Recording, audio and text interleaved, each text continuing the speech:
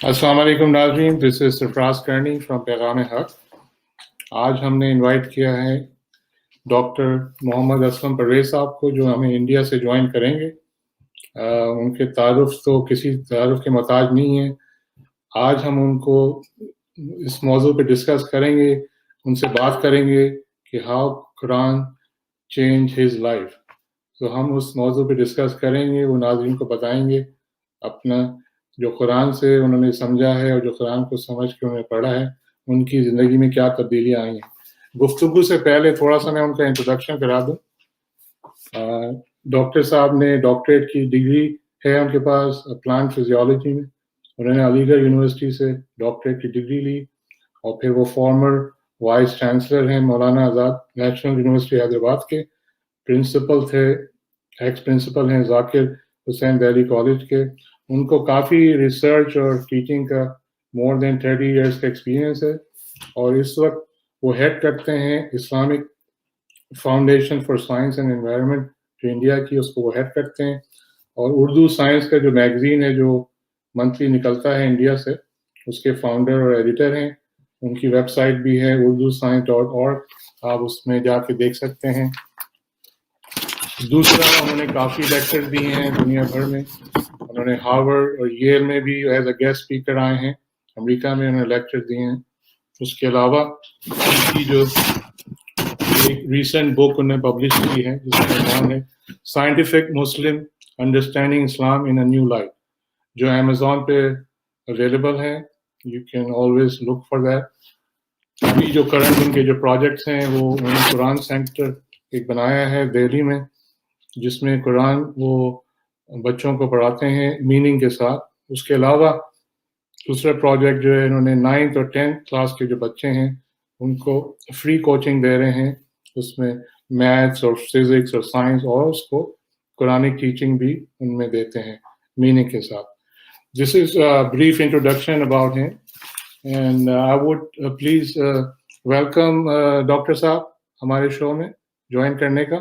شکریہ السلام علیکم۔ السلام علیکم۔ السلام علیکم۔ اچھا، تو ناظرین کو ہم آپ سے پوچھنا چاہیں گے، آپ ناظرین کو بتائیں کہ آپ کی جو قرآن میں جو چینجز آئی ہیں، قرآن کو آپ نے جو سمجھا ہے اور پڑھا ہے، اس کے بعد جو آپ کی زندگی میں چینجز آئی ہیں، اس کو ناظرین کو آپ بتائیں پلیز، اپنے ایکسپیرینس۔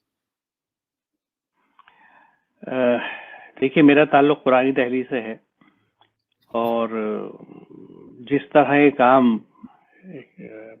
مسلم گھرانے میں بچے کی تربیت ہوتی ہے، بچپن میرا اسی انداز کا رہا کہ قرآن کو مجھ سے اس طرح انٹروڈیوس کیا گیا کہ جس کو ہم ناظرہ قرآن کہتے ہیں، کہ وہ دکھا دیا گیا مجھے، اور اس کے الفاظ کی ادائیگی کس طرح ہوتی ہے، اور کچھ صورتیں یاد کرا دی گئیں، نماز سکھا دی۔ اس کے بعد کچھ بڑا ہوا تو روزے رکھ لیے۔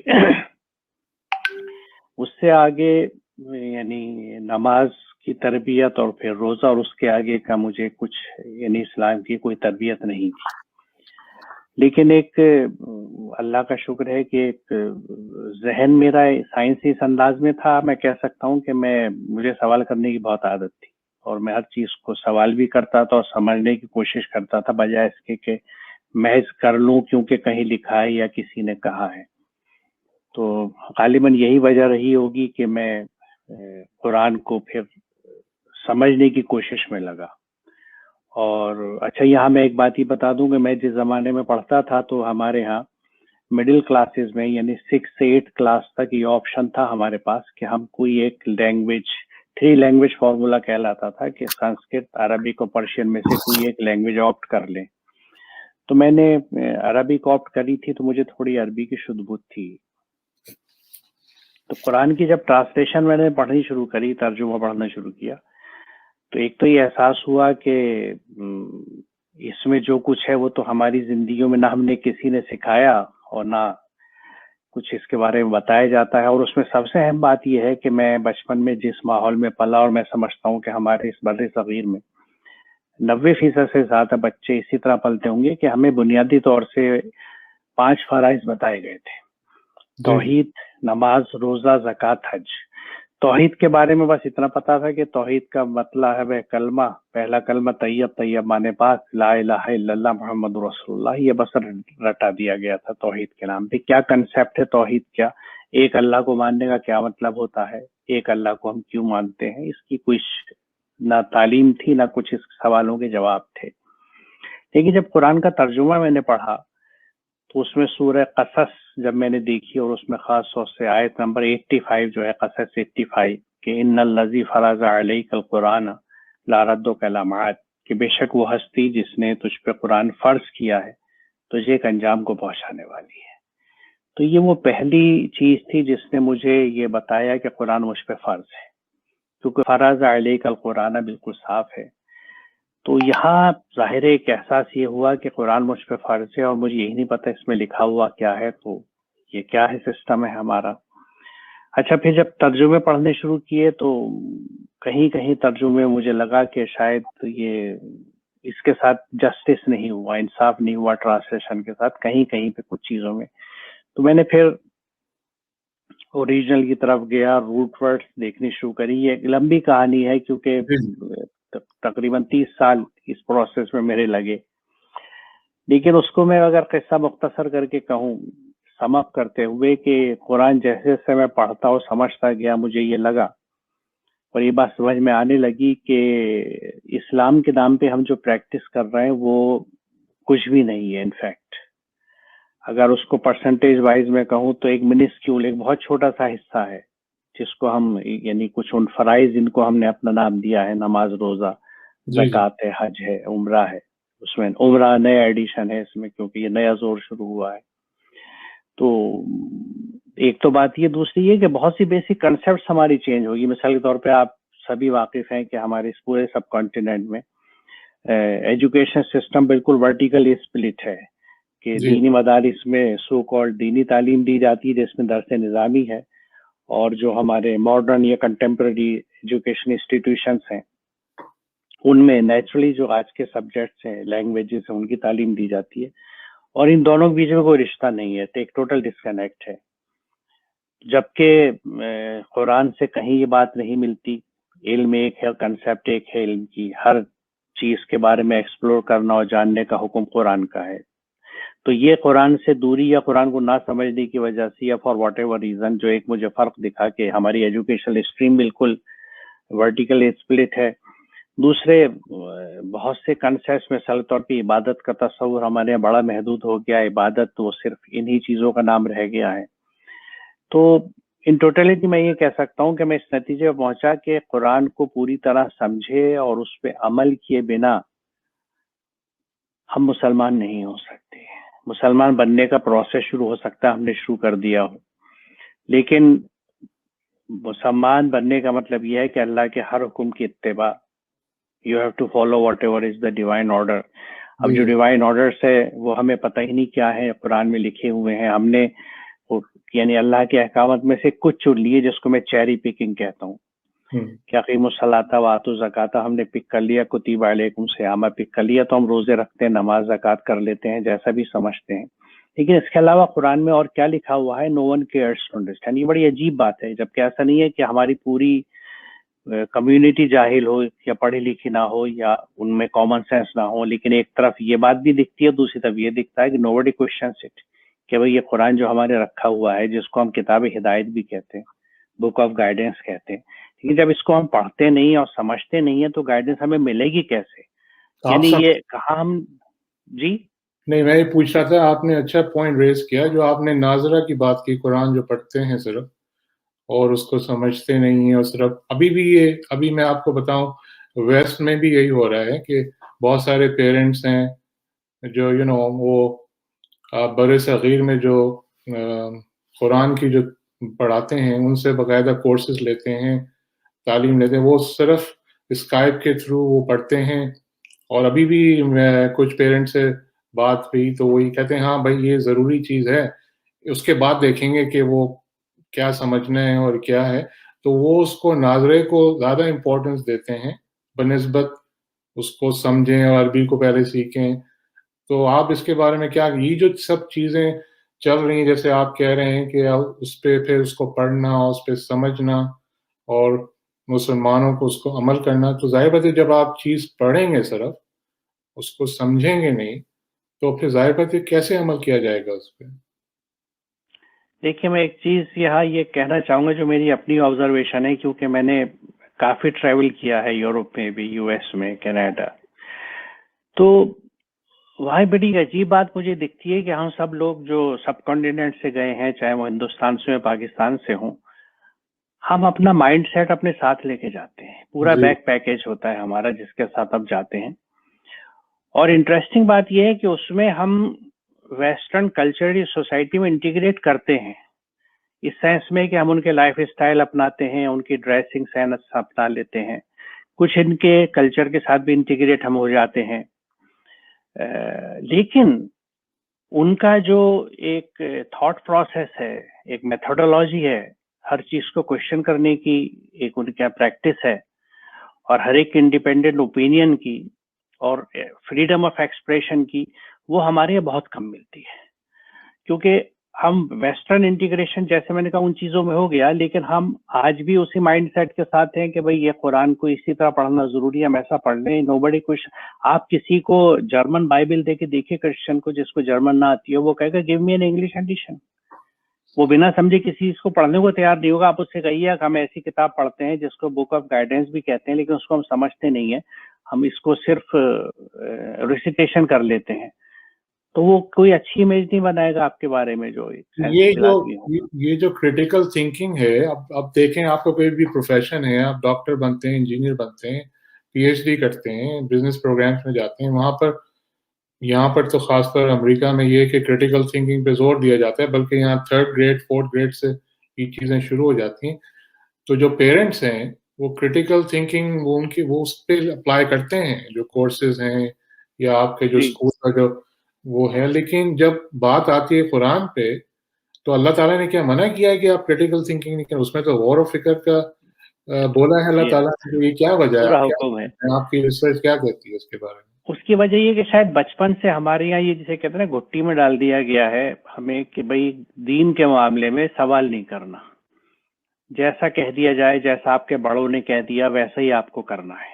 جبکہ حقیقت یہ ہے کہ رسول اللہ کے زمانے میں بھی جب قرآن آیا اور اس کی تعلیمات آپ نے دی تو لوگوں نے یہ کہا کہ نہیں بھئی ہم تو ایسے ہی کرتے آتے تھے، ہمارے بڑے تو ایسے ہی کرتے تھے، ہم تو ایسے ہی کریں گے. آپ کو نہیں لگتا کہ ہم اسی مینٹل فریم میں آ چکے ہیں کہ جو ہمارے پیچھے کے بڑے کرتے آئے تھے، ہمارے خاندان کے لوگ کرتے آئے تھے، ہمارے اکابرین کرتے آئے ہیں یا ہمارے شیخ کرتے آئے، ہم تو ویسے ہی کریں گے. We just don't care to see اور چیک کہ قرآن میں کیا لکھا ہے، کیونکہ وہ ہماری لگتا ہے کہ بھئی بڑوں نے جو کہا وہی کافی ہے.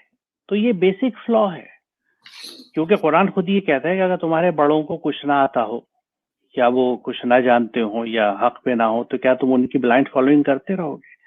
تو یہاں بیسیکلی ہمیں اسی چیز کو ایڈریس کرنا ہے کہ آپ نے اگر، کیونکہ اس میں دیکھیے کہیں نہ کہیں تقدس کا بھی ہاتھ ہے، کیونکہ جی کچھ جی چیزوں کو ہم مقدس مان لیتے ہیں. مثال طور پہ عربی کو مقدس مان لیا گیا ہے کہ جیسے نعوذ باللہ یہ اللہ میاں کی زبان ہے اور اس کے علاوہ جی اللہ میاں کی کوئی زبان نہیں.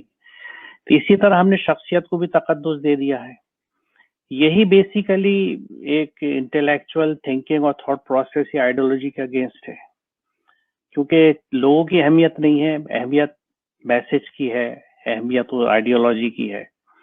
اور قرآن نے کہیں پہ بھی شخصیات پہ زور نہیں دیا، اس کا عمل پہ زور ہے اور ہدایت پہ زور ہے. تو یہ وجہ مجھے سارا ایسا ہی لگتی ہے کہ شاید، اچھا ایک بات اور بھی ہے جو مجھے لگتی ہے کہ ہمارے ہاں جو بھی ہمارے اکابرین ہیں، بڑے ہیں، چاہے وہ ہمارے خاندان کے بڑے ہوں یا ہمارے سو کالڈ مذہبی بڑے ہوں، انہوں نے یہ یقین دلا دیا ہے کہ جس نے 5 وقت کی نماز پڑھ لی اور 30 روزے رکھ لیے اور زکوٰۃ نکالتا رہا ہر سال رمضان میں. اب جیسے رمضان کا دن آ رہا ہے، بڑا بزنس کے دن آنے والے ہیں یہاں پہ، جی جی کیونکہ یہ بہت بزنس کا پیریڈ ہوتا ہے. یہ اس میں اسلامک پروڈکٹس اور انسٹرومنٹس بہت بکتے ہیں، جبکہ قرآن میں ایسی کوئی ہائپ آپ کو رمضان سے متعلق نہیں ملے گی.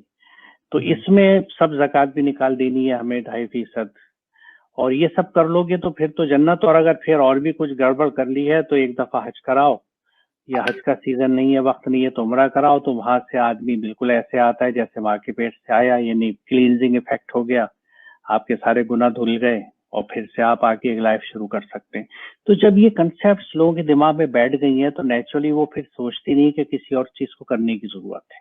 تو یہاں بیسیکلی انڈن کرنے کا زیادہ ہے, برین واش کرنے کا, صاف آپ کے کرنے کا خیال زیادہ میں ہے. کچھ اس طرح کا خوف بٹھا دیا گیا ہے پاپولیشن میں کہ بھئی یہ اللہ کا کلام ہے, اس کے اور اس پہ آپ نہ آرگیو کریں نہ کوسچن کریں, کوئی ایسی کوئی خوف کی چیز بٹھا دی گئی لوگوں میں کہ جو اور آپ اس مجھے پہ نہیں لگتا کوسچن نہیں کہ کر سکتے, بس جو ہے بس ہے, یہی ہے اس کے میننگ, اور اس پہ زیادہ اس کو کریدنے کی ضرورت نہیں ہے, اس پہ زیادہ غور و فکر کرنے کی ضرورت نہیں. کیا ہے, کوئی ایسی کوئی وجہ نظر آتی ہے آپ؟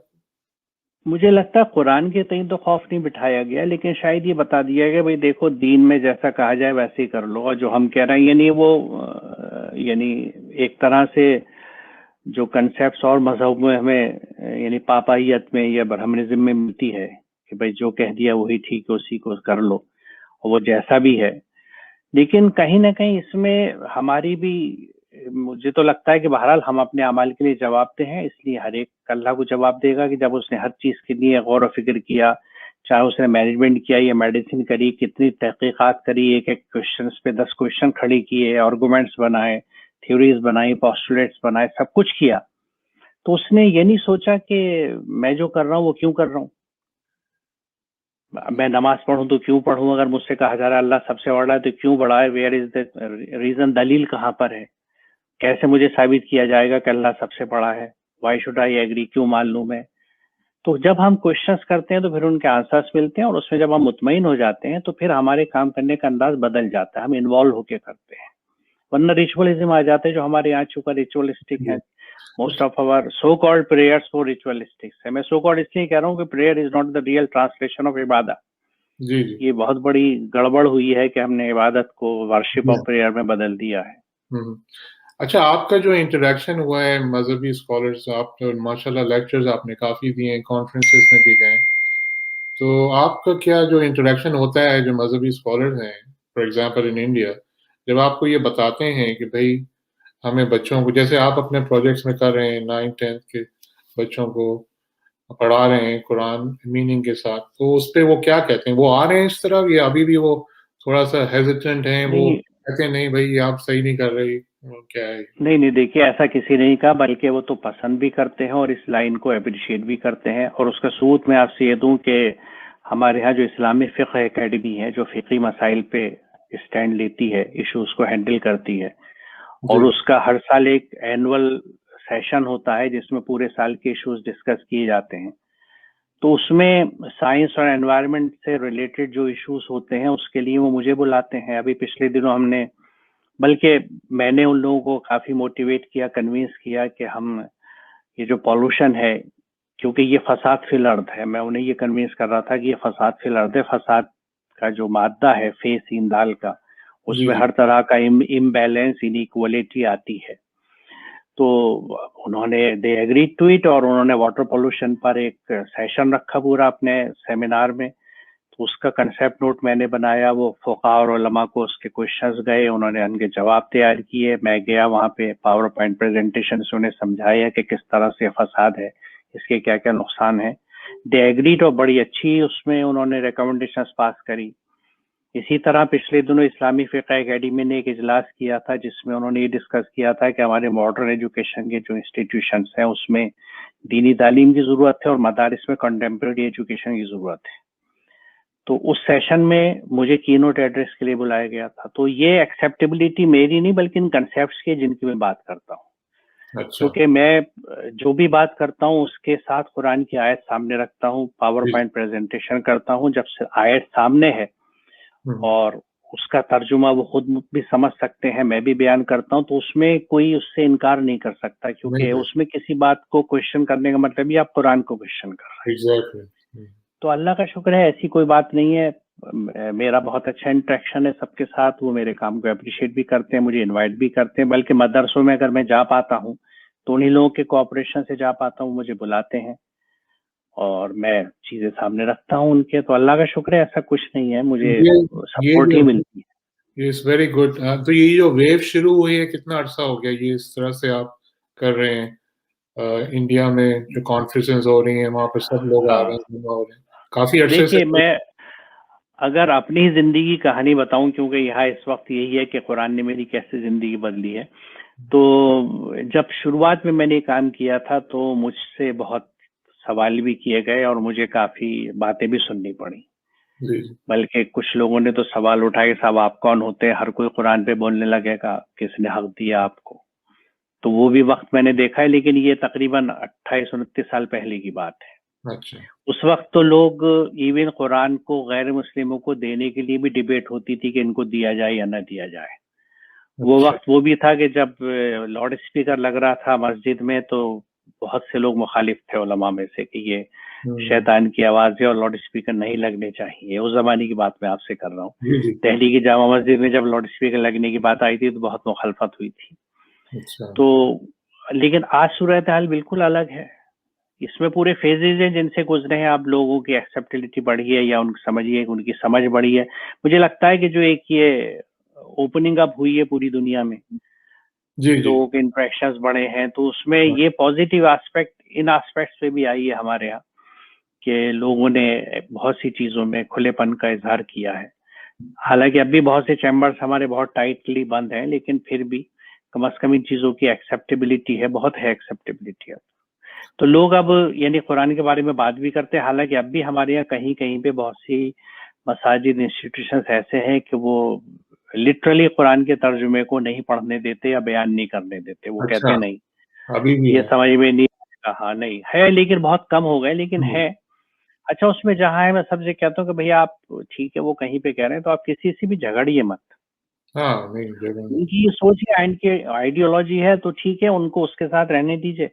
آپ وہاں مت کہیے، وہاں مت پڑھیے جہاں وہ کہہ رہے ہیں، آپ کہیں اور جگہ بدل دیجیے، اپنے گھر پہ پڑھ لیجیے اگر وہ مسجد میں منع کر رہے ہیں تو، لیکن ان کے ٹچ میں رہیے، انہیں قرآن دکھاتے رہیے، انہیں سمجھاتے رہیے پیار سے محبت سے کہ دیکھیے ہم اس لیے کر رہے ہیں، قرآن کی آیات ہیں شاید، کیونکہ چھوڑنا ان کو بھی نہیں ہے لیکن لڑنا کسی سے نہیں ہے، اخلاق کے ساتھ محبت کے ساتھ ان تبھی بات لے کے جائیے۔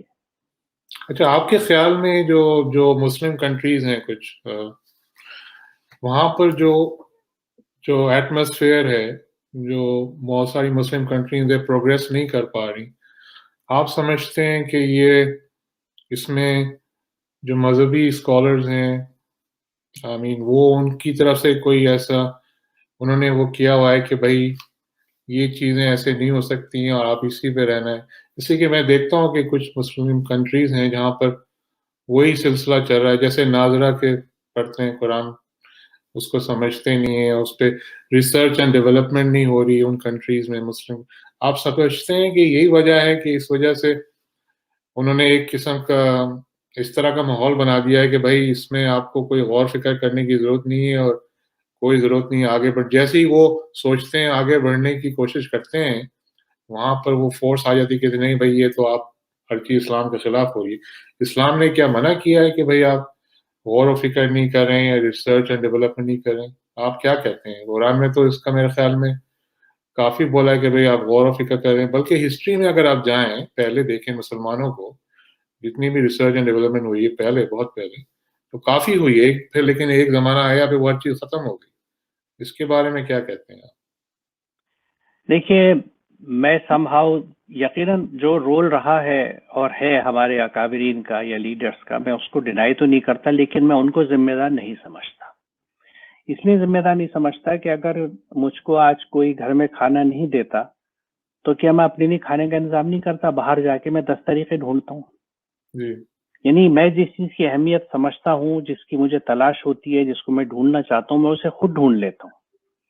تو مجھے نہیں لگتا کہ اگر کوئی مجھے روکے کہ نہیں تمہیں کھانا نہیں کھانا، کھانا کھانے کی کوئی ضرورت نہیں ہے، تو میں اس کی بات مان جاؤں گا۔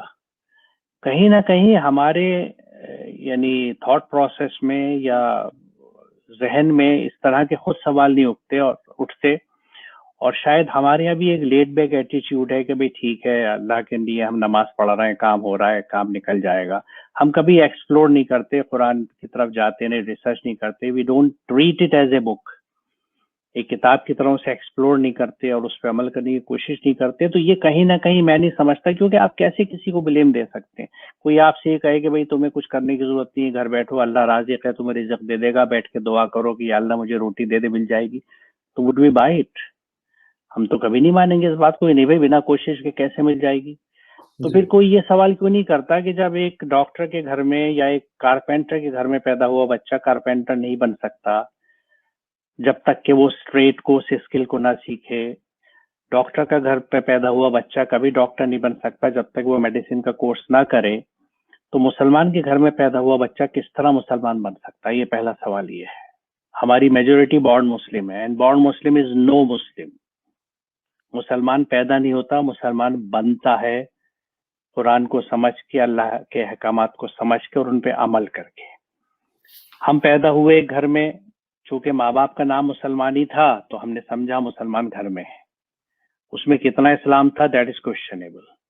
میرا نام محمد اسلم رکھ دیا گیا تو میں مسلمان ہو گیا، اور اللہ کے احکامات میں سے چند احکامات 2-3 مجھے سکھا دیے گئے نماز روزے کے نام پہ، تو میں سمجھتا ہوں اسے پریکٹس کرے میں مسلمان ہو گیا. میں نے کبھی ایکسپلور کرنے کی کوشش نہیں کری کہ what does it mean to be a مسلم.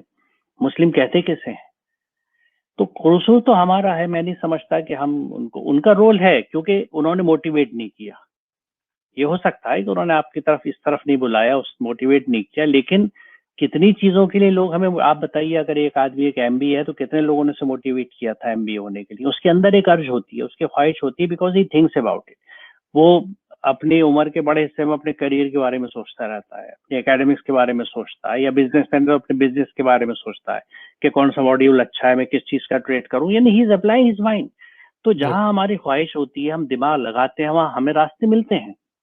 تو ہم نے دین کی کھوج کے لیے راستے کیوں نہیں لگائے؟ ہم نے دماغ کیوں نہیں لگایا؟ کبھی یہ نہیں سوچا کہ اس کو کتاب ہدایت ہم کہتے ہیں اور ہم یہ بھی نہیں جانتے اس میں لکھا ہوا کیا ہے، تو ہم کس کو بیوقوف بنا رہے ہیں؟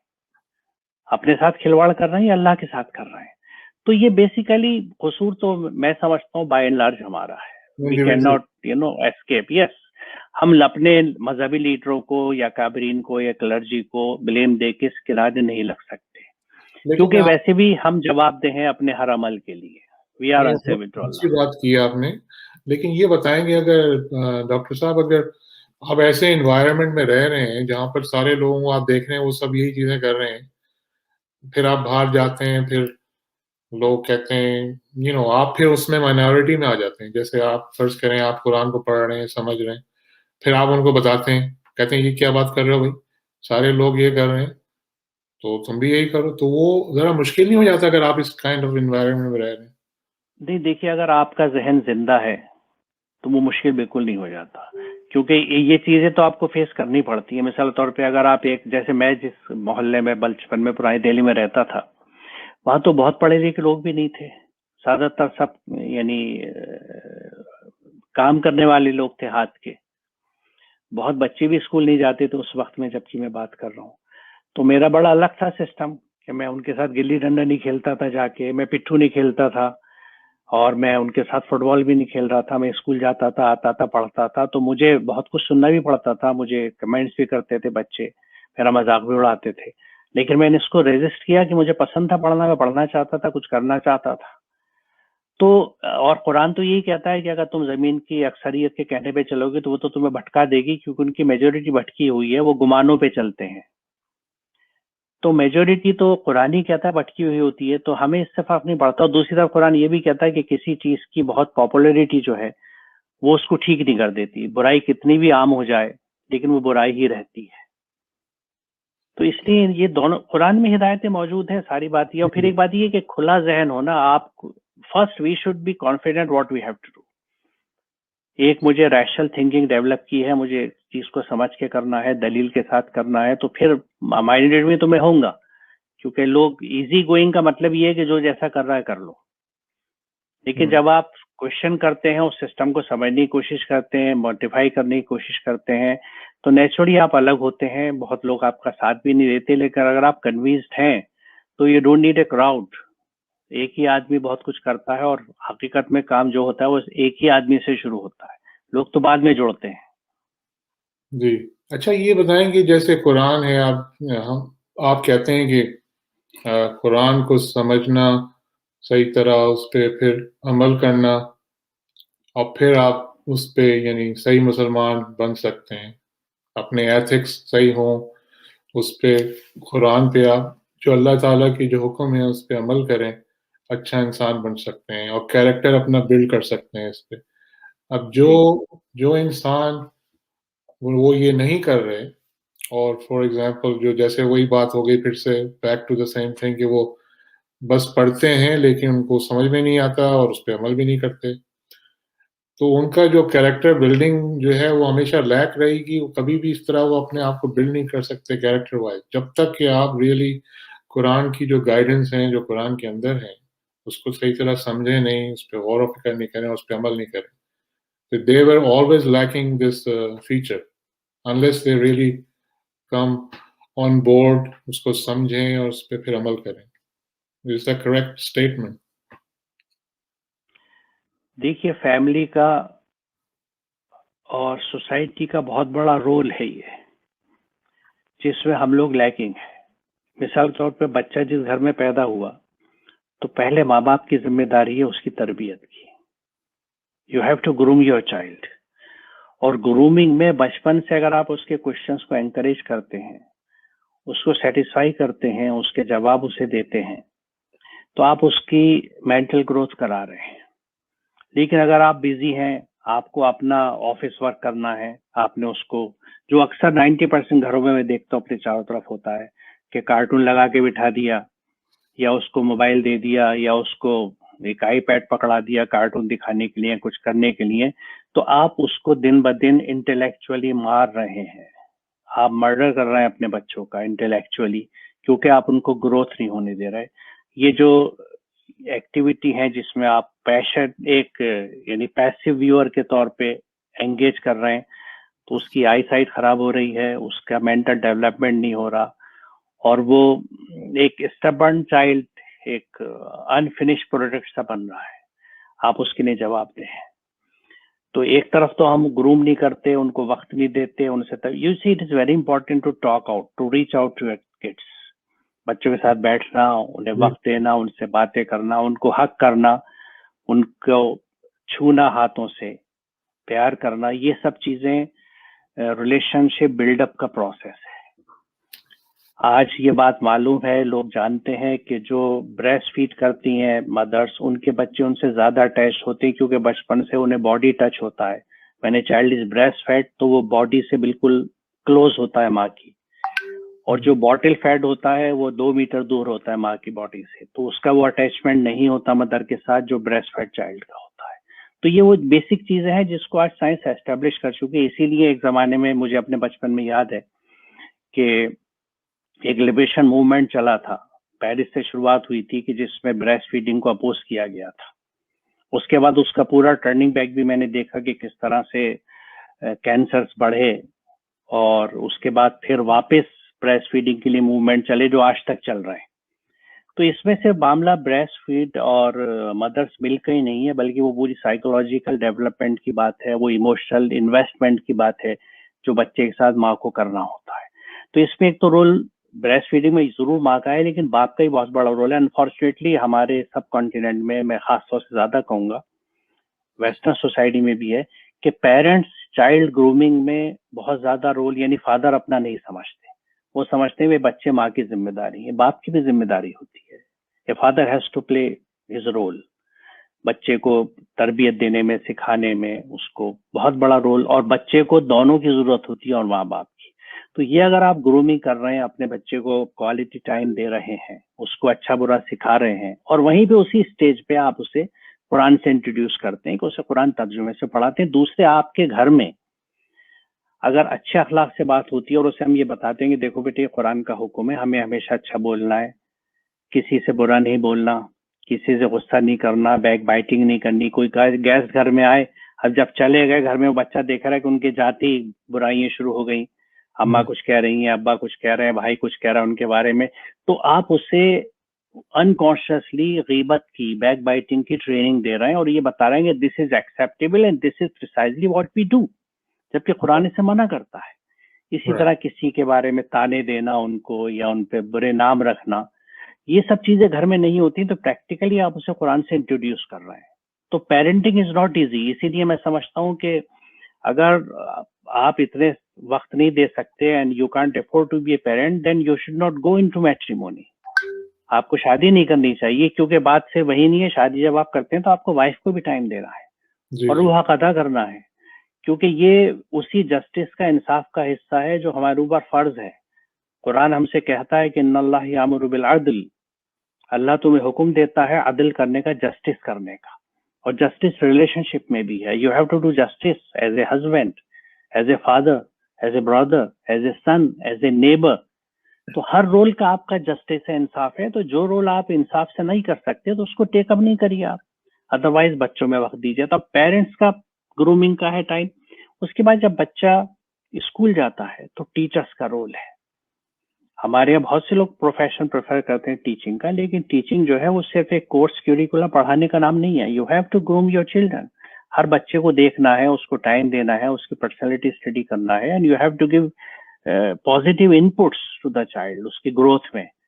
پھر اس کی فیملی اور سوسائٹی کا رول ہے کہ جو بچے کو دیکھے کہ بھئی اس کی اچھی طرح دھیان رکھا جا رہا ہے کہ نہیں. اب دیکھیے اس سسٹم سے اگر آپ بچے کو گروم کریں گے تو 99.9% بچے would grow into good human beings.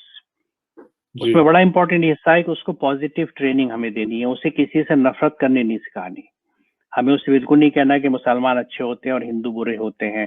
ہر آدمی اچھا ہے، ہر انسان اچھا ہے. ہر وہ انسان اچھا ہے جو دوسروں کے لیے اچھا ہے. جو میٹھا بولتا ہے، اچھا بولتا ہے، وہ اچھا انسان ہے. جو دوسروں کی خدمت کرتا ہے وہ اچھا انسان ہے. یہ بیسک ویلیوز اسے بتانی ہے، بجائے اس کے یہ کہنے میں کہ صاحب جو مسلمان ہوتا ہے وہی اچھا ہوتا ہے اور کافر تو جہنم میں جائیں گے. یہ حماقتیں ہمارے یہاں کرتے ہیں لوگ. اس طرح ہم اپنے بچے کو برباد کر رہے ہیں پریکٹیکل ورلڈ میں جانے کے لیے، اس کو ہینڈی کیپڈ بنا رہے ہیں. ہمیں بالکل انکلوزیو ایجوکیشن، انکلوزیو ٹریننگ بچے کو دینی چاہیے جو بالکل ہیومنزم کے اینگل سے ہو، ہیومنٹی بیسڈ ہو. انسانیت کے رشتوں کی بات کرنی چاہیے. اس کو جتنا آپ محدود کریں گے، ایکسکلوزیو کریں گے، اتنے اس کے لیے نقصان دہ ہوگا. بہت اچھا آپ نے ایکسپلین کیا. اچھا، آپ نے جیسے پلانٹ فزیولوجی میں ڈاکٹریٹ، آپ کے پاس پی ایچ ڈی ہے، تو آپ نے نیچر کو بہت اسٹڈی کیا ہے. میں نے آپ کے 1-2 لیکچرز بھی دیکھے ہیں. بہت آپ نے کنیکٹ کیا ہے اس کو قرآن سے. آپ کچھ ناظرین کو بتائیں گے اس کے بارے میں کہ وہ جیسے دیکھیں نیچرل جو چیزیں، جو پلانٹس وغیرہ ہیں، وہ سب ایک آرڈر پہ ایک دوسرے کے لیے کام کرتے ہیں ایز اے یونائٹڈ ٹیم. آپ سمجھتے ہیں کہ کیونکہ انسان کو اللہ تعالیٰ نے چوائس دی ہے سوچنے سمجھنے کی، دیٹس وائی اللہ تعالیٰ نے قرآن میں اس کو گائیڈنس دی ہے کہ آپ کو اگر رائٹ ٹریک میں رہنا ہے تو یہ گائیڈنس ہے ABCD آپ کو فالو کرنے. اور اگر آپ اس کو فالو نہیں کریں گے، قرآن کی گائیڈنس ہے، تو آپ پھر آف ٹریک ہو جائیں گے اور آپ کا مسئلے مسائل کھڑے ہو جائیں گے. آپ سمجھتے ہیں یہ چیز صحیح ہے انالوجیز کی جو میں کہہ رہا ہوں؟ مطلب دیکھیے، میں ناظرین سے یہ ایک دلچسپ بات کہوں گا کہ میں نے 2 قرآن پڑھے ہیں، کیونکہ قرآن خود ہی بیان کرتا ہے کہ قرآن 2 ہیں. ایک قرآن اس کتاب کی شکل میں جو ہمارے گھر میں لپٹا ہوا، بہت ریسپیکٹ سے بہت اوپر رکھا ہوا ہے، جس کو ہمیں اپروچ نہیں کرتے آسانی سے. وہ ہمارے بک شیلف میں ٹیکسٹ بک کی طرح نہیں رکھا ہوا. اور دوسرا قرآن یہ پورا یونیورس ہے، کیونکہ قرآن خود یہ بات کہتا ہے کہ اس کائنات کی ہر چیز، ہر تخلیق اور اس کے پروسیس کو قرآن اپنی آیت بتاتا ہے. اللہ اپنی آیت بتاتا ہے. تو آیت کا کلیکشن ہی قرآن کہلاتا ہے. تو 2 قرآن ہیں، اور ان دونوں کے بیچ میں انٹرسٹنگ بات یہ کوئی کنٹرڈکشن نہیں، اور ہو بھی نہیں سکتا. اسی لیے کچھ لوگ یہ کہتے ہیں کہ یہ قرآن جو ہے یہ اللہ کا قول ہے، اور جو کائنات میں جو کچھ ہے وہ اللہ کا فعل ہے. اور اللہ کے قول اور فعل میں کوئی تضاد نہیں ہوتا. اس کی میں ایک ایگزامپل دوں، کیونکہ میں نے سائنس میں، نیچر میں جو چیزیں سمجھی ہیں اور پھر اس کو قرآن میں دیکھا تو میں نے دونوں کو کوریلیٹ کیا. اچھا، اس میں میرا مقصد کمپیریزن کرنا یا ایک دوسرے کا نہیں ہے، بلکہ صرف یہ ہے کہ میں اس سے سمجھتا ہوں کہ اللہ کی آیات کو کس طرح ہم سمجھ سکتے ہیں. جی. مثال کے طور پہ سورہ بقرہ کی ایک آیت ہے کہ هو الذی خلق لکم ما فی الارض جمیعا. تمہارا رب وہ ہے جس نے زمین کا سب تم سب کے لیے بنایا ہے. میں یہ سمجھتا ہوں کہ اس سے بڑا سوشلزم کا کوئی اسٹیٹمنٹ نہیں ہو سکتا کہ اس نے ارتھ کے ریسورسز یہ بتائے ہیں کہ ہم نے سب کے لیے بنائے ہیں. پھر اس میں دیکھیے آپ سورہ رحمان میں ہے کہ والارض وضع للانام، ہم نے زمین کو بنایا، تیار کیا تمام جانداروں کے لیے. تو یہ اب بالکل ایک انوائرمنٹل اسٹیٹمنٹ لگتے ہیں کہ the earth and its resources are shared by all inhabitants, not only by human beings. کہ زمین پہ جو کچھ ہے وہ صرف انسانوں کے نہیں ہے ریسورسز، بلکہ اس میں وہ تمام آرگنیزمس ہیں جنہیں آپ دیکھ سکتے ہیں، بلکہ وہ بھی جنہیں آپ نہیں دیکھ سکتے، وہ مائکرو آرگنیزمس، وہ مائکروس، وہ وائرس اینڈ سو آن، اتنا فلورا اینڈ فونا ہے پانی میں بھی اور زمین پہ بھی. یہ پلانٹ جو ہے سب کا ہے، اور انہی کے بیچ میں ایک بیلنس اللہ تعالیٰ نے بنایا ہے جس کو ہم فوڈ سائیکل اور فوڈ ویب کے طور پہ بھی کہتے ہیں، کہ کوئی کسی کو کھاتا ہے، کوئی کسی کو کھاتا ہے، اور ایک سسٹم ہے اور ایک ریسائکلنگ کا سسٹم ہے کہ ایک چیز ختم ہوتی ہے اور ریسائکل ہو کے واپس آتی ہے دوبارہ سے. تو اتنا انٹریکیٹ اور اتنا ڈیلیکیٹ اور انٹرسٹنگ سسٹم ہے کہ اس کو سمجھ کے بھی اللہ کی عظمت کا احساس ہوتا ہے کہ کس طرح سے اس نے ایک سیلف سسٹیننگ سسٹم بنایا ہے. جی آپ سے اگر کوئی کہے کہ ایک واٹر جار آپ لے کے اور اس پہ ایک سیلف سسٹیننگ سسٹم بنا دیں جس میں کچھ فش بھی ہوں، کچھ پلانٹس بھی ہوں، اور اس میں باہر سے آپ کو کچھ نہ ڈالنا پڑے اور اس میں ہر چیز جو ہے وہ کنٹرول چلے، بڑا مشکل ہو جائے گا، نہیں بنا سکتے. تو اس سسٹم میں اب یہ جو آیت ہے یہ بتا دی ہے کہ یہاں جو کچھ ہے وہ تم سب کے لیے ہے. اور دوسری طرف نیچر میں ہم یہ دیکھتے ہیں کہ ریسورس کا جو ڈسٹریبیوشن ہے وہ ایز پر نیڈ ہوتا ہے، اور اس کے لیے ایک لا ہے ڈیفیوژن کا کہ everything moves from a region of high concentration to a region of low concentration, یا جسے ہم تھرموڈائنمکلی اس طرح ڈیفائن کرتے ہیں کہ everything moves from a region of high free energy to a region of low free energy. جی جی تو ہر چیز نیچر میں جو جہاں پر زیادہ ہے وہ کم والی جگہ کی طرف موو کر جاتی ہے. یعنی جو موومنٹ ریسورسز کا دس is as per the need. تو مٹی میں آپ دیکھیے، سوکھی مٹی میں آپ پانی ایک تھوڑے سے ایریا میں ڈال دیجیے، وہ پوری مٹی میں پھیل جاتا ہے. یہ جی ڈسٹریبیوشن آف ریسورسز ہے جو نیچر میں ہمیں دکھتا ہے. اور اس کو پھر اس آیت سے جوڑیے کہ ہوا الذی خلق لکم ما فی الارض جميعا، کہ جو کچھ ہے زمین میں تم سب کے لیے ہے. تو یہ جو نیچرل سسٹم ہمیں دکھاتا ہے کہ نیچرل ریسورسز جو ہیں وہ ایکولی ڈسٹریبیوٹ ہو جاتے ہیں. ڈیفیوژن کا پروسیس جو ہے وہ ہر چیز کو ایکولی لے جاتا ہے ہر ایک کے پاس. ایکویٹیبل ڈسٹریبیوشن ہے، نیچر میں پورا نظر آتا ہے، قرآن کی آیت میں بھی لکھا ہوا ہے، لیکن ہیومن سوسائٹی میں نظر نہیں آتا. ہمارے ریسورسز کا فلو ایز پر گریڈ ہوتا ہے، جس کو جتنی لالچ ہے، جتنا جھپٹ لیا، جتنا اسٹور کر لیا، جتنا اس نے جمع کر لیا، جتنے اپنے بینک بیلنس بنا لیے، ایف ڈی بنا لی، پراپرٹیز بنا لی، گہنے سونے بنا لیے، وہی اس کی پراپرٹی بن جاتی ہے. اور وہ نہیں شیئر کرنا، کبھی کبھی بچوں سے بھی شیئر کرنا پسند نہیں کرتا، بیوی کو بھی پوری ڈیٹیل نہیں بتاتا اپنے پیسے کی، اور مر جاتا اسے چھوڑ کے. تو یہ کنسیپٹ آپ کو، مجھے جو زندگی میں جن چیزوں نے چینج کیا اس میں ریسورسز کا کنسیپٹ بھی ہے. مجھے یہ سمجھ آ گیا کہ جو چیز میں نے خرچ کر دی ضرورت مندوں پہ وہ میرے ساتھ جائے گی، اور جس کو میں نے اپنی جمع کر کے رکھی ہے نہ صرف وہ ساتھ نہیں جائے گا بلکہ اس کی وجہ سے مجھے اتنا عذاب ملے گا کہ میں نہیں جھیل سکتا اسے. کیونکہ قرآن کلیئرلی بتاتا ہے کہ جو لوگ سونا چاندی جمع کر کے رکھتے ہیں قیامت کے دن اسی سونے چاندی پہ جہنم کی آگ دہکائی جائے گی، اور ان کی پیشانیوں کو، ان کو پہلوؤں کو اس سے داغا جائے گا کہ لو یہ ہے وہ خزانہ جس کو تم جمع کرتے تھے، اب اس کا مزہ چکھو. تو یعنی آپ جو کچھ ہولڈ اپ کر لیتے ہیں اور اس کا دیکھیے قرآن ایڈوکیٹ کرتا ہے فری فلو آف ریسورسز کو کھلا رکھیے، رزق کو، ذرائع کو کھلا رکھیے، ضرورت مند تک پہنچائیے، ان کو ہولڈ اپ مت کیجیے، انہیں روک کے مت رکھیے. یہ ہمیں نیچر میں بھی دکھتا ہے. اس کی بہت ساری ایگزامپلس اس وقت کم ہے اور میرے لیکچرز میں ہیں، میں آپ نے دیتا بھی بہت رہتا اچھا ہوں. ایکسپلین کیا، لیکن میں بس یہی، آپ بات صحیح کر رہے ہیں، جیسے قرآن میں ہر چیز گائیڈنس ہے. اگر ہم قرآن کو صحیح طرح پڑھ لیں، اس کو سمجھ لیں، تو ہمیں پتہ چل جائے گا کہ رائٹ ٹریک یہ ہے، اس طرح رہنا ہے. اور جو ہیومینٹی ہے اس کو ٹیک کیئر کرنی ہے، مل جل کے رہنا ہے، ایک دوسرے کا خیال رکھنا ہے، ایتھکس کو، اپنے کیریکٹر کو کیسے بلڈ کرنا ہے، ساری گائیڈنس قرآن نے دی ہیں.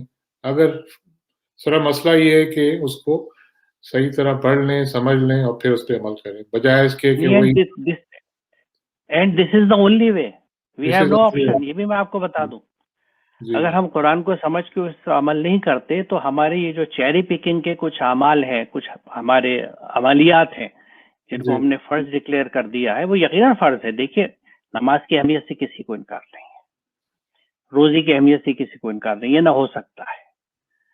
لیکن کیا صرف یہی احکامات ہیں؟ یہ ایک بہت بڑا عبادت کا حکم قرآن میں واحسنوں کا ہے، احسان کرو، ڈو گڈ ٹو ادرس. اور قرآن یہ کہتا ہے کہ جو لوگ احسان کرتے ہیں اللہ کی رحمت ان کے ساتھ ہے. اور دوسری کہتا ہے کہ اللہ احسان کرنے والوں کو پسند کرتا ہے، محبت کرتا ہے، ان اللہ یحب المحسنین. ہم دعا مانگتے رہتے ہیں اللہ سے کہ تو ہم سے راضی ہو جاؤ، اس نے تو فارمولا دے دیا کہ میں تم سے محبت کروں گا اور میری رحمت ہمیشہ تمہارے ساتھ ہوگی. تمہیں صرف کیا کرنا ہے، وحسنو، احسان کرو لوگوں کے ساتھ، ڈو گڈ ٹو ادرس. احسان زبان سے، اپنے بول چال میں، اپنے اخلاق میں، اپنے معاملات میں، اپنے پیسے سے. تو فارمولا موجود ہے، اور یہ اللہ کا حکم ہے تو یعنی عبادت ہے. اللہ کے ہر حکم پہ عمل کرنا عبادت کا درجہ ہے.